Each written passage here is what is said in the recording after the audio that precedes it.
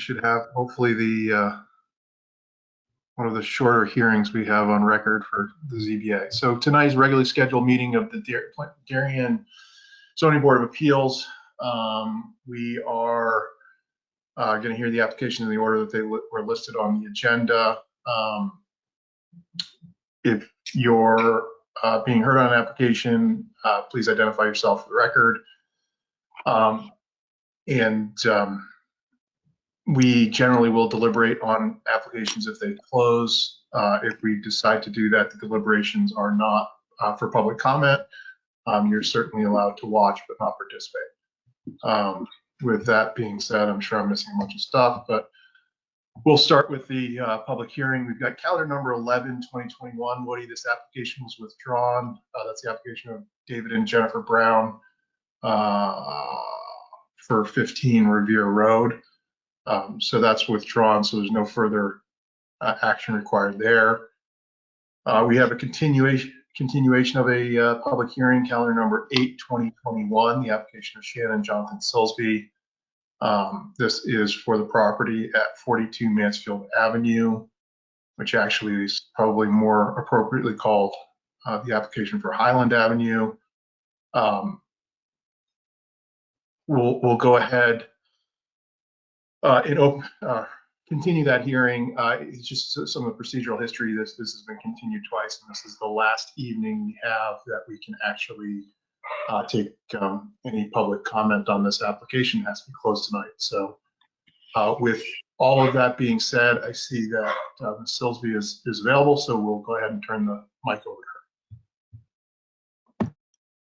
Thank you so much, and thanks all of you for your time in hearing our continuance. We've been working since our July meeting to try to figure out how to update our beloved old house, but do so being mindful of non-conforming space. So bringing back to you a slimmed down variance request. Just want to confirm that you have that, or would you like me to share my screen? I think we have it, but it might make sense just in case there's any public comment to share your screen.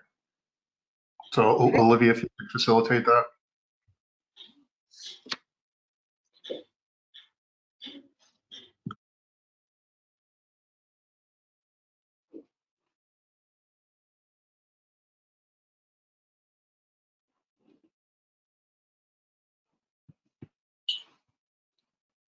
Okay, that's looks like maybe Woody's screen. Looks like Barb is presenting. I think I did something wrong because it said share screen and I accepted. Well, should I get rid of this? Oh yeah, yes. It does say Barb that you're presenting. Yeah, Barb, you might want to close some of those. They're really small, Barb.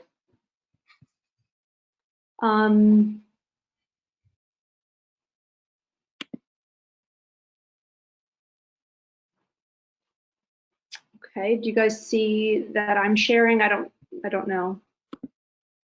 No. Just proceed with the application. I think we also lost Barb in the mix there. But why don't we proceed with your application? I think Gary, right, Dan, and Kevin, do you guys have that? What Woody sent earlier? And yeah, okay. Yeah, yes, okay. Yeah. So let's just. Awesome. Okay, so if you recall, I know many of you, and I know Kevin, you weren't with us in July. We came with 2 requests. We have a non-conforming space on the Highland side of our home that was in existence prior to zoning.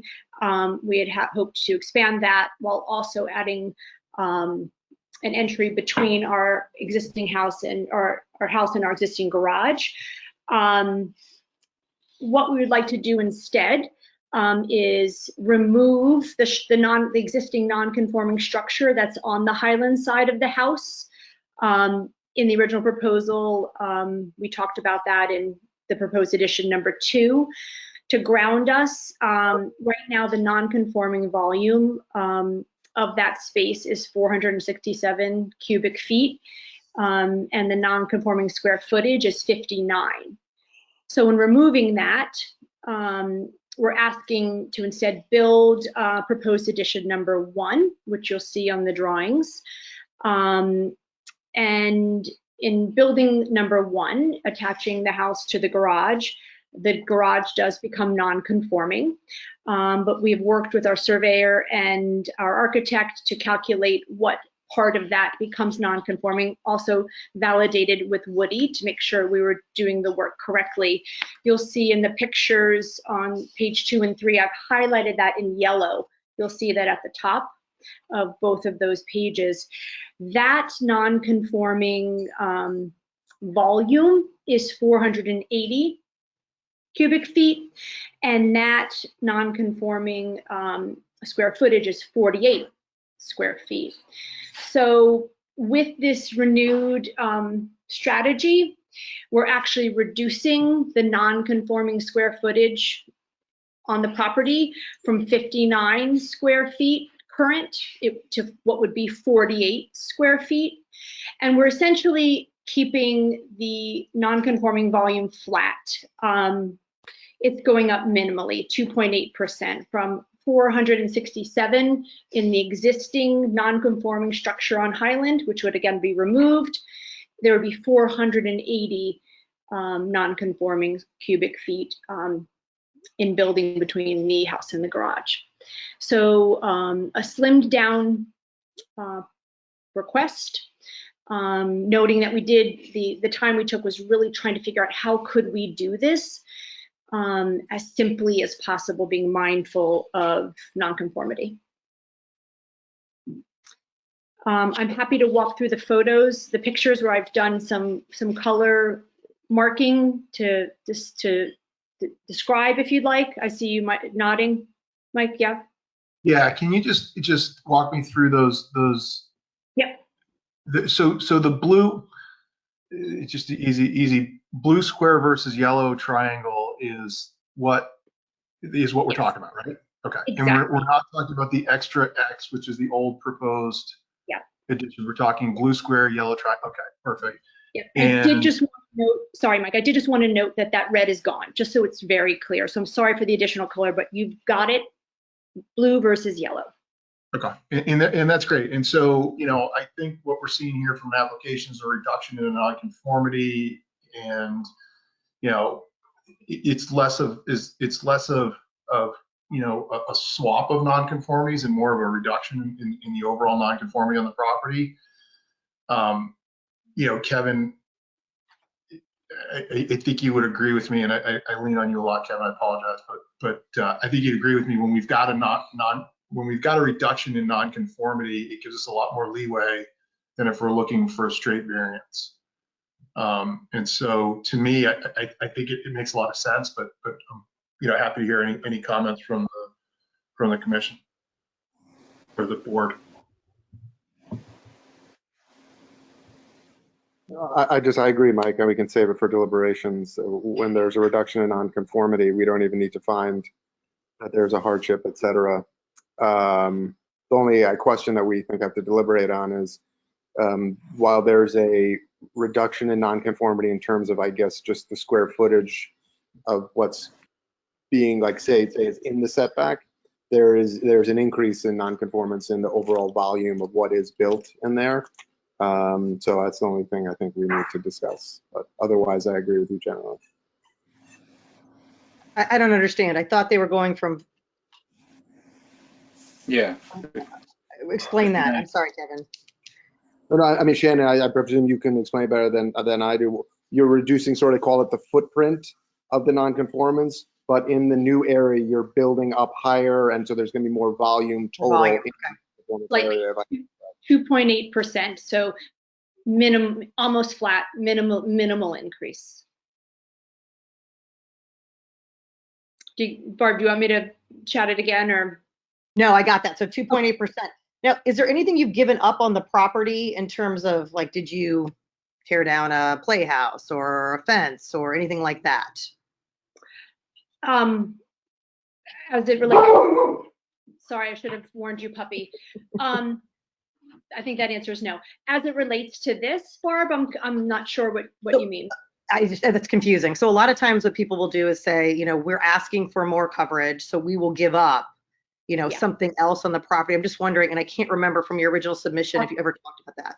Our coverage is so low, we're at 12.01%. This is only taking us to just up over 12.5, whereas the original proposal took us just to a dot over 13. So no, so I don't know if we need to really be chatting that, right? Because we don't have much coverage as it is. We're well below coverage. We really have nowhere else to go, really, to cover because of the three fronts, the ledge and the slope. Let me just note that there is a reduction though with the current volume of the mudroom and the wooden steps and such. I hope that's clear.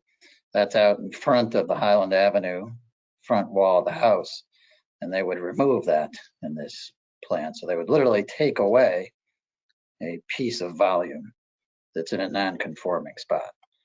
I hope That's clear. kind of what I was getting at. That's good, Woody. What is that volume? It's 467 cubic, You're That's actually taking away 467. right? So But yeah, but again, basically keeping the nonconformity of on our property flat by then attaching the house to the garage with that proposed addition number 1, because when we do that, a portion of the garage becomes non-conforming. Okay. So I guess I like it though, because we always look for a minimum adjustment and, you know, the bare necessary, and you've also given something up to get something. So that's right. We had to reconfigure the kitchen. And that's what took us so long to try to figure out, you know, the best way to do this, because it's just, there's not a lot of wiggle to orient the entry and whatnot, given our 3 fronts. And I'm assuming this is a safety improvement as well. It covers an area that was all outdoors. Yeah, absolutely. So yes, for the first time, we will have a covered entry.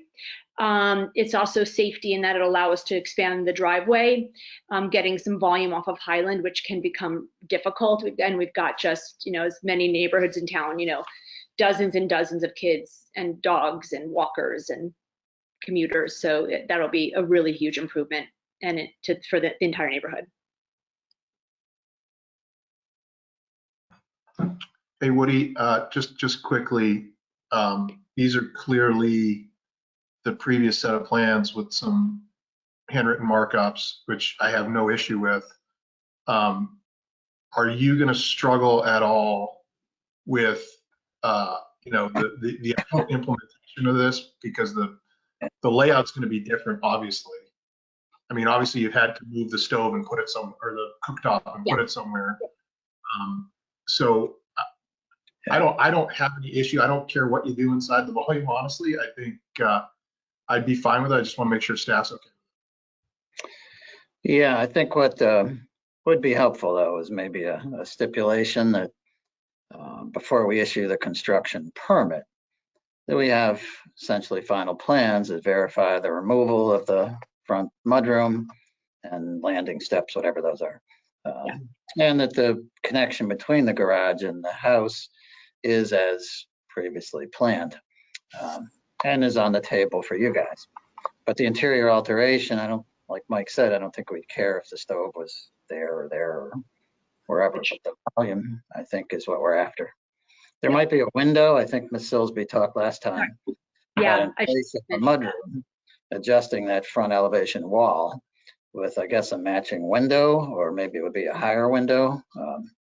Yeah, So and thanks, Woody. I should have mentioned that improvement as well. Coming down Mansfield, which I know so many of you do, you know, that side of our house is really the billboard. So, you know, with removing that Highland structure, we will absolutely put windows that are more pleasant than what is there currently, and then landscape appropriately. So that it'll look much, much better. And Mike, you're right. We did have to flip flop the stove and whatnot. So that is something that we'll make sure that is clear. Yeah, I mean, you're going to have to do all that for your building permit anyways. And it's going to be done. Yeah. We didn't want to do it. And sorry, Mike, we didn't want to do it till we got through this. We have it, but we don't have it we have it drawn, but you know, we'll go and officiate it for Woody. Yeah, and then the garage, explain to me, you're raising the garage, you're just making it a little higher so so a car can access it? No, no change to the garage. No, we're just, again, putting that entry space between the house and the garage. But What's no, the the two- garage will not change. What's the 2.3%? I'm still confused by that, Oh, the 2.8? the 2.8. Right. So when we attach the house to the garage, right? When we put that entry between that space, Yeah. there's a portion of the garage that becomes non-conforming. You can see on this in the second picture, on the third page 3, the line that goes through, and that triangle is what becomes non-conforming. Okay, and that triangle is 2.8% bigger than the blue square? Yes, you got it. Okay, sorry, I didn't understand that. I thought that the triangle was smaller than the blue rectangle. Yes, I clearly need to go back. It's a lot of math, a lot of geometry. All right, so the overall volume is less, but the physical space is slightly more. Opposite, Mike. The overall, so it goes from 59 square feet current to 48, but the volume goes up slightly. It goes from 467 to 480. Remember, a portion of the existing are steps, so you lose height, right? So you don't, steps that are calculated differently than the garage, the height of the garage.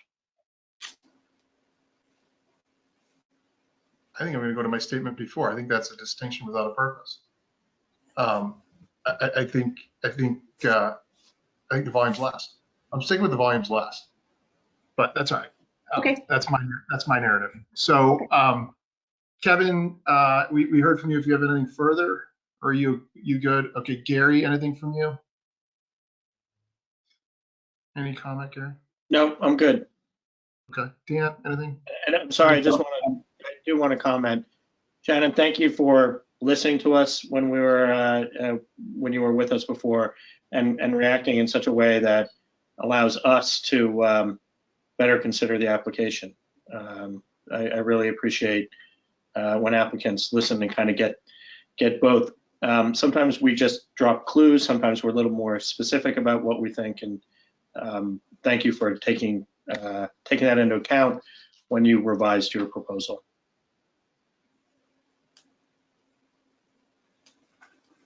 Thanks, Gary. Dan, anything? No, nothing from me. Okay. Barb, anything further? You good? Good. I agree with Gary. I think it's nice when an applicant actually takes our question. The only other thing I had asked to look at, and I don't think it's an important element currently. I think it was more important when you were trying to ask for 2 variances, was what it would look like if we actually had that separation from the garage. And I think, that's sort of a moot point when you're taking off that front variance. So I appreciate We did look why at it. We did look at it. It wasn't pretty, and you had to be very skinny to walk through it. Yeah, it was more an exercise in just showing us how ridiculous it was than a proposed approved plan. I think. Yep. It's a weird struggle that we have on this board, and applicants rarely understand what we're actually grappling with, and these concepts of minimum adjustment necessary, and safety issues, and where we've got flexibility, and where our hands are tied. A lot of applicants don't really appreciate that, and so it makes the job a little bit more difficult. But like Gary said, he can't be vice or chair because he's an alternate. So he escapes that burden. I don't think he's an alternate yet. He's on his way. I think he'll get it done. But with that, is there anyone from the public? I think we've got John Ballinati. Is that someone that wishes to be heard? No, I'm good. Okay. Seeing no one else on, I will go ahead and close the public hearing unless the applicant has anything further. Woody, anything else? We've obviously are. Just a little bit. Mr. Chairman, I just wanted to mention that Mr. and Mrs. Baliotti, as well as other neighbors directly across Highland Avenue, did submit today a couple of comments. I hope they got to you, essentially supporting the revised plan and that they'd seen it. So that was the immediate neighbors, the Baliottis, on Highland and then across. So, and then we'll talk about it in deliberation, possible stipulation. Okay, good. Thank you. We'll go ahead and close the hearing with no further business for this evening. And it being 7:31, do we want to deliberate extensively and really draw this out? No. So I'm gonna let Kevin start this one off because he seems to have a better grasp of the volume versus space issue that I'm struggling with my second, or I don't know, 6th grade geometry or whatever that is. I'm happy to defer to the future chairman, Mr. Green, if you want. But so, Mike, imagine it this way, right? If you're talking about just flat land and the amount of flat land that is encroaching into the setback, there's a reduction, right? So, like, I don't know, I forget what the exact numbers are, but if 20 feet of flat land are into the setback, that's going to be reduced across the whole property to call it 15 feet. Those aren't the right numbers. But the volume being built in that space is increasing because in the garage, it's going to be taller than what was over in the front. So the volume is increasing, but the actual square footage of flat land that encroaches into the setback as compared to what's there now is being reduced. So my view is that the case law stands for the general proposition that when there's a reduction in nonconformance, we can grant the variance regardless of whether we find there is a hardship and whether there's something unique about the property, et cetera. What's unclear to me, because I haven't reviewed that case law lately, or maybe the case law it doesn't clarify, is what happens in this sort of unique situation where you have a reduction in the square footage that is encroaching into the setback, but you have an increase in the non-conforming volume. I don't know what the answer to that is, but given that the neighbors are generally supportive of this, given that what we're talking about are side or front yard setbacks, and what you're actually doing is reducing the amount that that setback encroaches into the setback, which is the whole point of a setback, not volume. I'm comfortable enough being supportive of this, given that it's reducing the square footage of property that is actually into the setback based on the just a ground flat level land. Kevin, can I ask, in the case law, when I recognize that if you demonstrate that you're reducing the nonconformity, you don't have to demonstrate hardship. Do you still have to demonstrate that the plan is the minimal adjustment necessary or not really? Because that's tied to a hardship. That concept is tied to a hardship. I don't think you do, because if you're reducing the nonconformance, then why should it really matter if it's the minimal amount? Right, because it's minimal adjustment necessary to address the hardship. It's kind of but regardless, I think this is very minimal anyway, or is minimal. So I mean, can I ask another academic question though? If just in theory, if you reduce a setback, not volume in the setback or square footage in the setback nonconformity, that doesn't mean you can increase. You can do whatever you want. You can't go above 30 feet. Correct. It's like nonconformities. Right, and it's, I think it's, yeah, exactly. Looking at the overall project, are we as a general matter reducing the nonconformance of the whole project? Right. But yeah, I don't think it allows you to do other things that wouldn't be allowed under zoning otherwise. Right. So I think look, the plan is I think quite modest to achieve the goal and is giving back, I think, in important ways. So I think it's a project that we should approve, a variance we should approve. Yeah, I don't disagree. And by the way, Kevin, that was succinctly explaining exactly what I was trying to figure out. That makes a lot of sense now. And I think it's also important to note that this is an existing garage, right? It's the connection of the garage that creates this nonconformity, which, doesn't change the nature of the nonconformity, but to a certain extent it does. But the only other things I would add to any of this is I think regardless of the reduction, there is still a hardship on this property, right? There's topography, there are still issues with this property that make it a very difficult development site. So, if they were coming in based purely on hardship, I think we would probably find one here. And I think with the project that they're doing, I think it'd be pretty hard not to decide that that's the minimum adjustment necessary. So even if we had to go down that line of reasoning, Gary, I think, they'd probably win there as well. So, yeah, I'm generally in favor of the project. And unless Barb or Dan, you have something further, I'll make a motion. No, I agree with you and Gary and Kevin. I think they are reducing the non-conformity, and that's a big enough ground for us to move forward, with the acceptance. And I like that it's improving the safety. And I think, the coverage overall is far less than 20%, which we always look at. So I think it's great. I'm totally supportive.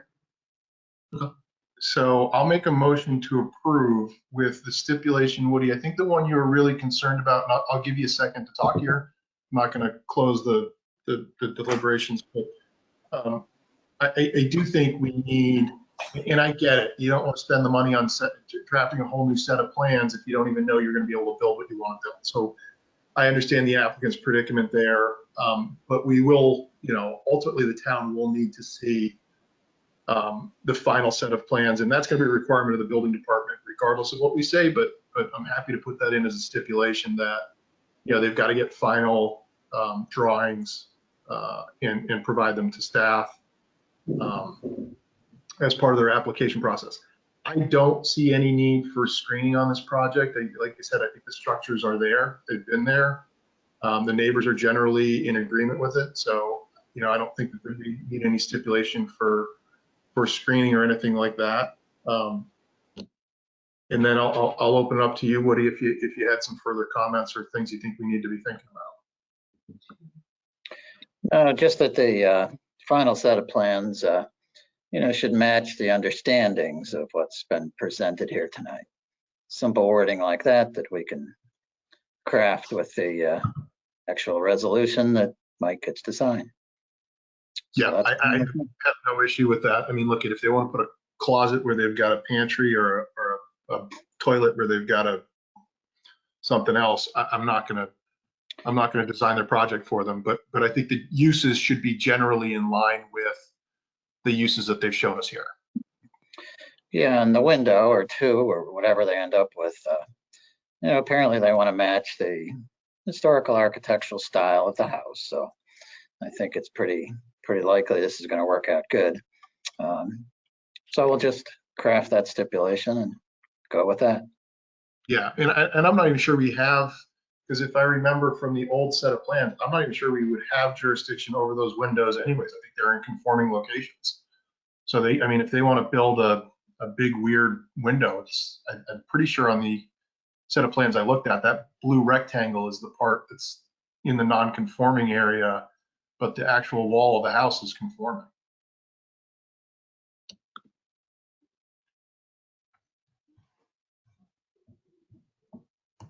I don't have that. I think, Woody, you're pulling that up now. Can you confirm that for me?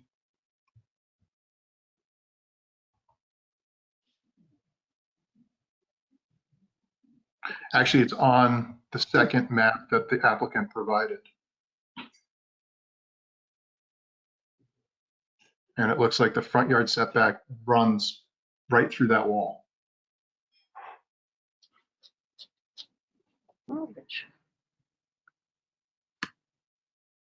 Yeah, the survey actually doesn't show the 30-foot setback, but it must be very close to that front elevation wall, the Highland Avenue front wall.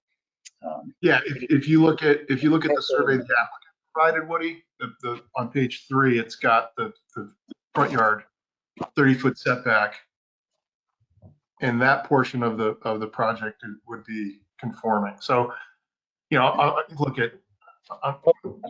sure they'll do something tasteful with their windows, and I don't think we need to really micromanage that part of the project. But again, I do agree that it should be within keeping with what they've shown us as far as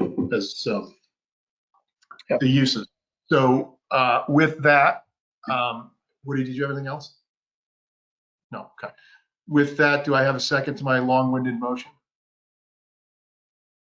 That's me, Gary. Gary, second. All in favor? Aye. That's unanimous, Woody. And that's it for that application. We did have some other business on the agenda. Woody, if there's some highlights you want to hit, otherwise I'm inclined to let everyone, I know Kevin's had probably a rough day of travel and whatever else, so, and Barb looks like she needs to snuggle with that cat. More?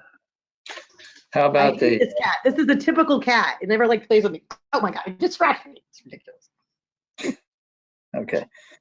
We have the September 22 minutes, which was Mike, Dan, Kevin, Barb, and Jeff.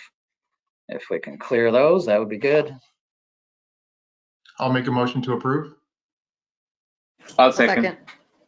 Oh, We'll have Dan second. All in favor? Okay. Election of officers. You wanna postpone? Yeah. I think that's still a little in flux, and I'd like to have Jeff here for that. And then Gary, so I guess that falls into election of officers. So Gary, if you are, if the Dems are bringing in another member, that'll be when? Because I know we don't follow the election cycle. We're appointed. That's So really, no, but it does require the Board of Selectmen to approve, and they may want to interview. So I think the real question is, will the Board of Selectmen do it before the election? I don't know if they have another meeting before the election. And Woody, maybe Jeremy would know. And if not, I don't, if the election's November 2nd, I don't know when the new board comes in. I don't think there's a large lame duck time period. I have no idea. My guess is it'll happen before the end of the year. yeah, so maybe Woody, we table that until like a December meeting if we have one. Yeah, we do have several new applications that we would schedule November 17. That may be too early, but it would be good to keep moving on this. Let's put it that way. But we can certainly continue to function with Mike and Jeff as the chairs. Would Jeremy know if a board member nomination is put on the US's agenda? Yes, we see the agendas, right. So we can find out and then pass that along. And The letter hopefully, went to them. The letter went to them last week from the Dems, and I sent a letter kind of simultaneously saying when the nomination is approved and sworn, I would like to step down to the alternative spot. Well, actually, that brings up a good point, which is Kevin's point. Maybe we should elect you right now as chair. And It'd be then pretty short-lived. you're stuck with that for as long as we can keep you in that position. I think that might be short-lived, Mike. You don't Yeah. realize we also wrote a letter to the Board of Selectmen the same day you did, opposing your letter. It's silly me for telling you. So yeah, I think Woody, the short answer after all that is let's postpone that decision until we have the makeup of what the board's going to look like, and then we'll make that decision. yep, okay. Hey, if you don't mind, I'd like to bring up this possible policy on correction of violations. I was mentioning this to you guys as a topic that would be good to advance. I know Gary and Mike have both indicated that some town council would be at least preferable, helpful, and all that. My view is that doing something like that is almost rulemaking. It's almost making law. And I don't know that, I think the ZBA's charter is to interpret the regulations when being asked by an applicant to do so, or apply the regulations when being asked by an applicant to do so. I don't know that we're empowered, and I don't know, Kevin or Mike, if you have other views, not Dan and Barb, you might as well, but I'm thinking from a legal point of view. I don't know whether we're empowered to actually make rules.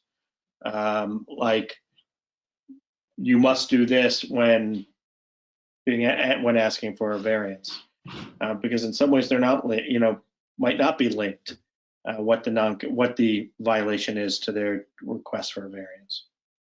Yeah, that was Gary. That was sort of my concern. Is this board is not. I mean, we've got a degree of enforcement ability, but we're not an enforcement board, and we shouldn't be used that way, right? If someone comes to us with an application like the one we saw this evening, where they want to reduce part of their nonconformity to get a variance granted, that's something for us to look at and make a decision on. But if this same applicant had a fence in the town's right of way, I think that that's beyond the purview of the application and really our role as a board. We look at what is presented to us and make a determination based on that. Going to outside factors or having the surveyor, do an expanded survey to show, like a stone wall or a fence or whatever else might be there. I do take Barb's point that we would look at, hey, are you removing a shed to be more conforming to coverage? Sure, that's something we would look at, but I don't think we need to, get into the business of you've got to remove your stone wall from the town's right of way if you want us to grant you a variance. Unless the law or the zoning regulations, which we don't promulgate, said you are not entitled to a variance unless you prove hardship, minimal adjustment necessary, and correct violations, if any. Right. And the regs don't say that. They don't. No. So what do you? I mean, yeah, we can. When you sent it to Jeff and I, my opinion was let's get town council to look at it. I think they're the ones that can make the final decision if that's part of our role or not. I'd play a lawyer on TV, but I hate to do it as chairman of this board. So a lot of the legal stuff comes into what we do here, but I think town council should really direct that conversation. And if they think it's a good idea and they think it's something we should be doing, then we'll do it. But they've got to sort of opine on that and send us in that direction. I agree completely. Okay. Let me ask this, because this has come up a little bit in commercial real estate. I don't disagree with what you're saying, that it's not our purview as a board, but I do think our town does an amazing job of analyzing something in the submission process. But then if somebody violates it, they can basically go do what they want, and the enforcement is very limited. So I think there is an opportunity to be a stronger enforcement group, but I don't think it necessarily falls under us. I guess that's what you're saying, right? If that's to take place, it would fall under the zoning enforcement officer and not ZBA, unless it pertains to a specific variance, per Gary's point. Right. I mean, let's look at some of the applications we had for the variance for the illegal apartment over the Post Road property, right? That's another situation where we were one violation after another, right? In we sort of we didn't become the enforcement arm, but we had to enforce our own approval, right? So we denied the variance because we had already told the applicant that they couldn't have habitable space over that development. And so that's our job. Now, if they continue to inhabit that space, Mike Netter's not going out there to kick down doors and throw people out of their apartment. I mean, that's the zoning enforcement officer. Not with your ZBA badge on, anyway. Right. I mean, so that's not what we do. We sit here and we opine on the regulations and how they should be applied. So I'm making a stronger case for myself that we shouldn't touch that with a 10-foot pole. Right. I agree with you, Mike, completely. But again, if town council says, oh no, there's support for this in case law, or regulations that I'm not aware of, then I think we could consider that policy.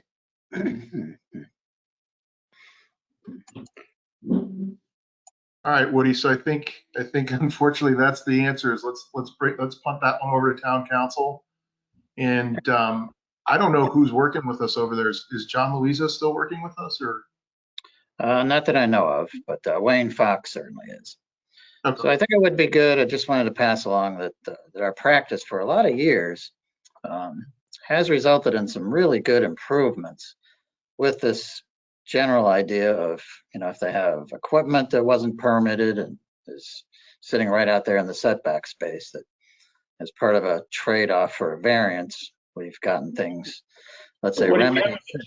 Woody, we haven't been challenged on that. I think we've got instruction. I think we've given you some instruction. We can talk around the benefits of it. I think we all understand the potential benefits of that quid pro quo, to use a phrase that was used several years ago in the news. But let's let council tell us whether that's something that is in our toolbox or not.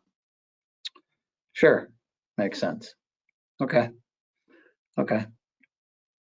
While I have you, let me just point out that I've sort of suggested, and it came about due to some possible changes that were in my world for a bit, but duties of staff and also duties of chair, in terms of like a bylaw or a policy, to sort of define a little better what do we do, how do we do it, if there's a way to maybe clarify some of that stuff. I do get questions from applicants often that basically say, who are you? Why are you telling me this? Is the board going to listen to you anyway? And what happens if this, that, or the other thing? So I suggested that maybe that would be a good thing to develop some duties of the chair, how the meetings are run, what the chair does, because often people just don't understand that the chair has to sign off on the resolutions and meet with staff on occasion and just general organizational stuff. If that makes sense, we can draft something and start to talk about it. I think we've had this conversation, and I think the conclusion we came to is once we start putting in policies and bylaws, we both, I mean, they offer protection, but they also offer a noose for us to put around our neck. And if we put a set of procedures for chair in place, and I violate that, like the opening spiel, right? Like, if I forget to mention that they can call Woody on, whatever, and that's part of our policy and procedure for opening a meeting, someone can use that as a basis for an appeal of an application. I think Woody, we're better off steering away from that kind of stuff. If you need like a 1 page of what the process is, like what the steps are, we could probably work on something like that. But I think, it's very dangerous for us to get into the business of having a set of policies and bylaws that, govern how we act, because, we've got enough statutes and case law to worry about. And if we violate some policy that we've self-mandated, it's gonna make every, and again, it's trivial, but if I mess up the opening prologue and or preamble, and that makes every application we heard that night a basis for appeal because we violated some arbitrary policy. As a former chairperson, I agree completely with Mike. I think, Woody, there's probably a job description in some file as to what your role is within the town. That is what it is, and I think the way you give advice, and it's probably give advice or, help marshal applications through the ZBA. I think I'm not persuaded, because if applicants question your role or whether the ZBA will listen to your counsel, I don't want to put that in. I don't want to put more hurdles or more reasons, as Mike said, for someone to complain about our actions that already exist. Okay. Well, maybe it would be worthwhile to ask town council a little bit about this too. A lot of boards and commissions do have bylaws, as I'm sure Kevin is aware. I don't know if we're leading to that or just working around the edges of it. But again, I think Mike's right. If you put bylaws in place, I don't know who that helps. this has been pretty successful board for a long time with rare litigation and rarely unsuccessful litigation. I don't know if we're messing with something that works. I also think we're different, right? We're a statutory creation. We've got sort of a set of state-created mandates on what we can and can't do. So, you know, I guess, look at it, someone, I mean, first off, the idea that staff influences the decisions of the board is a very slippery slope, because, you know, we're supposed to have a public hearing.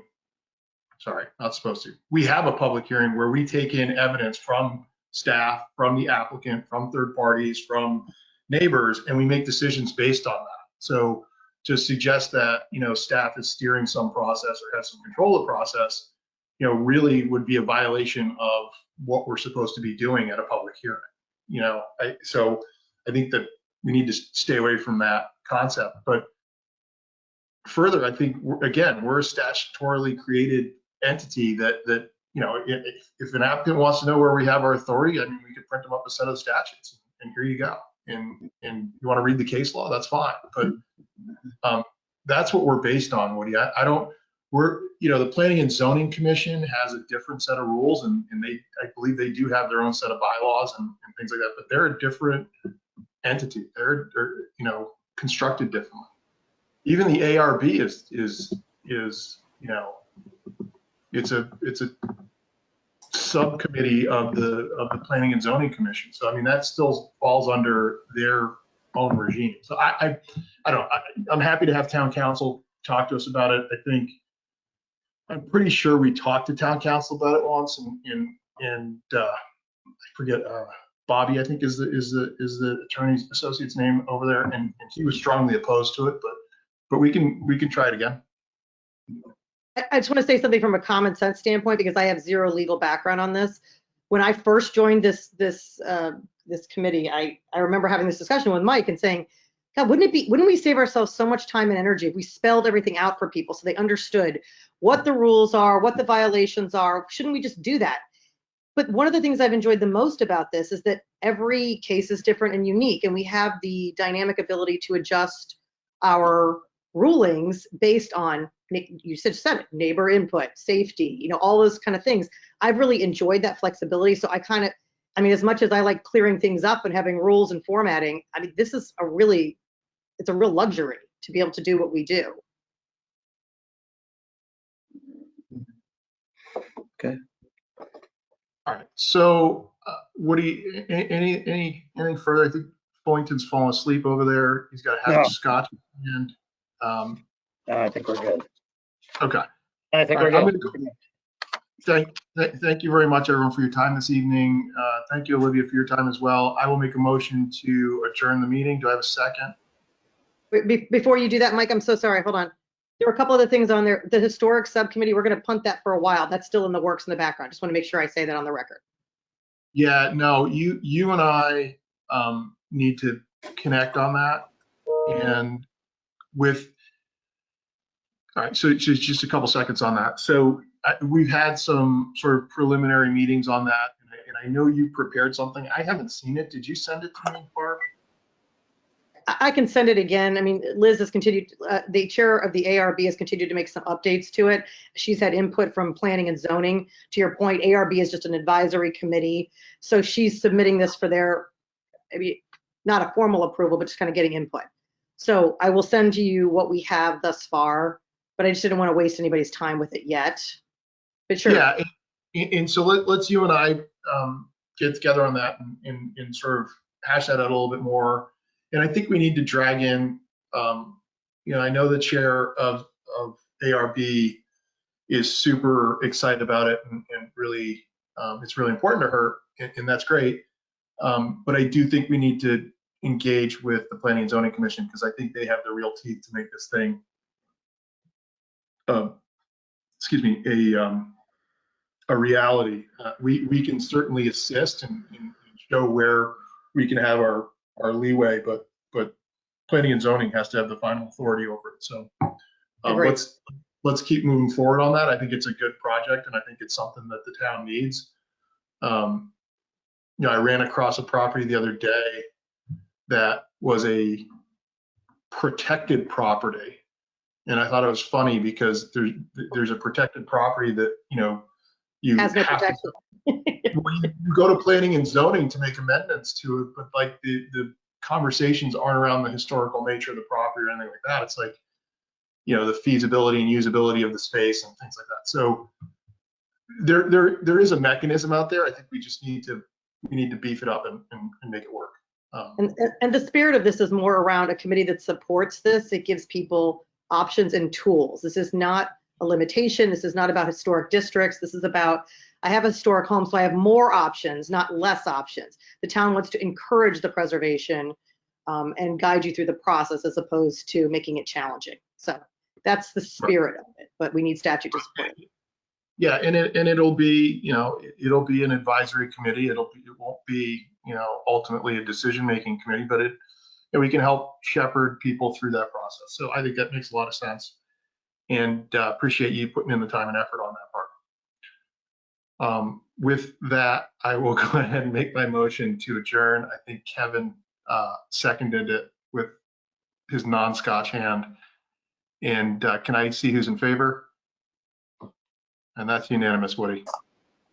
Good night, everybody. Have a great night. Thank you, guys. Good night. Thank you. And thank you, Olivia.